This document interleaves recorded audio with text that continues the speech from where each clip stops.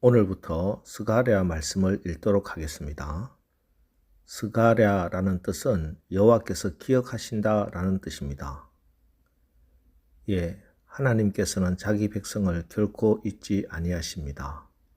약속하신 말씀도 결코 잊지 않으십니다. 다 기억하고 계십니다. 우리 하나님은 신실하신 하나님, 충분히 믿어도 될 분이십니다. 오늘 이 신실하신 하나님께서 성전 건축의 비전을 받아서 고국으로 돌아왔지만 여러 가지 상황과 이유로 그 사명을 잊어버리고 사는 유다 백성들에게 열정을 불어넣으시고 격려하시는 말씀입니다. 사람이 어떤 일을 하려면 마음에서부터 열정이 솟아나와야 합니다. 그 일을 좋아해야 하고 그 일을 통해서 의미를 발견하고 기쁨과 감사를 느껴야 어떤 일이든 할 수 있습니다. 그렇지 않으면 아무리 쉽고 간단한 일도 귀찮고 어렵고 일이 되지도 않습니다. 하나님께서는 스가랴 선지자를 통해서 지금 사명과 소명을 잊어버리고 있는 유다 백성들에게 다시 열정으로 불어넣어 주시고 계십니다. 1절 다리오 왕 제2년 8째 달에 여호와의 말씀이 이도의 손자 베레가의 아들 선지자 스가랴에게 임하니라 이르시되. 다리오 왕 제2년, 이때는 하나님 말씀이 선지자 학개에게 임한 해입니다. 학개는 다리오 왕 제2년 6째 달 초하루 6월 1일에 하나님 말씀을 받았고, 스가랴는 그로부터 2달이 지나고 8째 달 8월에 말씀을 받았습니다. 그 내용도 비슷합니다. 지금까지 16년 동안이나 중단되어 있는 성전 재건 사역을 다시 시작하라는 말씀입니다. 즉 학개와 스가랴에게 거의 동시에 하나님의 영이 임하셔서 그들에게 같은 사명을 주셨다는 뜻입니다. 그만큼 이 성전을 다시 세우는 일은 더 이상 지체되어서는 안 되는 가장 중요하고 가장 시급한 사명이라는 것이겠지요. 그렇습니다. 하나님께 예배하고 하나님의 임재를 경험하는 성전이 세워지지 않고 하는 무슨 일이라도 다 소용없습니다. 내 영혼이 잘된 같이 범사가 잘되고 강건해지는데 하나님과의 관계가 회복되어야 다른 모든 사랑과 환경의 문제도 회복되는데 이 하나님 만나고 하나님 임재하시는 성전이 황폐화되어 있고 성전이 무너진 상태에서는 그 어떤 것도 한 발자국도 전진할 수 없다는 말씀입니다.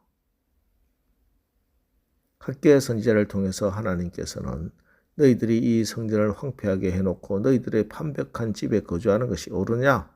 너희들이 계속 그렇게 먼저 그 나라와 그 의를 구하지 아니하고 우선순위를 순서를 뒤바꾸어 살면 되겠느냐? 하나님께서는 주로 그들의 보이는 면을 책망하셨습니다. 반면에 오늘 선지자 스가랴를 통해서는 그들의 내면 영적인 면을 지적하고 계십니다. 3절 그러므로 너는 그들에게 말하기를 만군의 여호와께서 이처럼 이르시되 너희는 내게로 돌아오라 만군의 여호와의 말이니라 그리하면 내가 너희에게로 돌아가리라 만군의 여호와의 말이니라. 여기 하나님 말씀 핵심이 뭡니까? 너희는 내게로 돌아오라 말씀입니다. 자, 그런데 이상하지 않습니까? 이는 벌써 돌아왔잖아요. 포로기 한 70년 포로기에서 돌아온 지 벌써 10수년이 지난 사람들입니다. 그런데 하나님께서 이들에게 너희는 내게로 돌아오라 그렇게 말씀하고 계십니다. 그래서 여기서 하나님께 돌아오라 하는 것은 너희의 몸은 돌아왔으나 너희의 마음과 하나님 나라를 위한 열정은 아직 돌아오지 않았다 하는 뜻입니다. 포로에서 귀환한 유다 백성들 입장에서 한번 생각해 보겠습니다. 그들은 70년 포로기를 지났습니다. 포로에서 귀환한 자 중에 노인들은 그때 잡혀갔을 때 어린 아이였을 겁니다. 그들은 예루살렘 성의 번성도 기억하고 있고 솔로몬 성전의 아름다움도 기억하는 자들입니다. 그 다음 바벨론에서 태어나서 거기서 어린 시절, 젊은 시절, 중년 시절을 보낸 사람들도 많았습니다.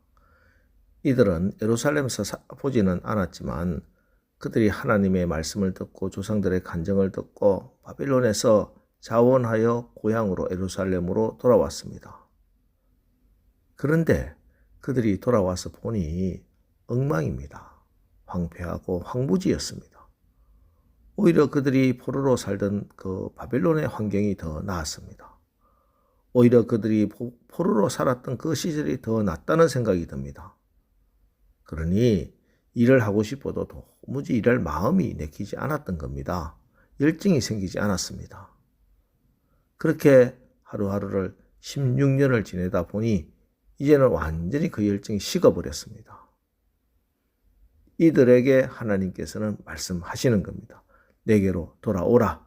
몸은 돌아왔지만 영혼과 마음은, 열정은 식어버린 자들에게 하나님은 돌아오라고 말씀하십니다. 오늘 이 새벽 말씀이 우리에게 주시는 울림도 남다르게 들립니다. 몸은 우리가 하나님의 일을 하고 있고 하나님의 성전에 와 있으나, 그러나 우리의 마음이 정작 하나님을 향한 그 열정과 첫사랑은 식어버리지 않았는지, 우리가 처음 하나님 만났을 때 그 뜨거웠던 눈물과 그 시절의 뜨거웠던 마음을 매일같이 기억하고 살아가고 있는지,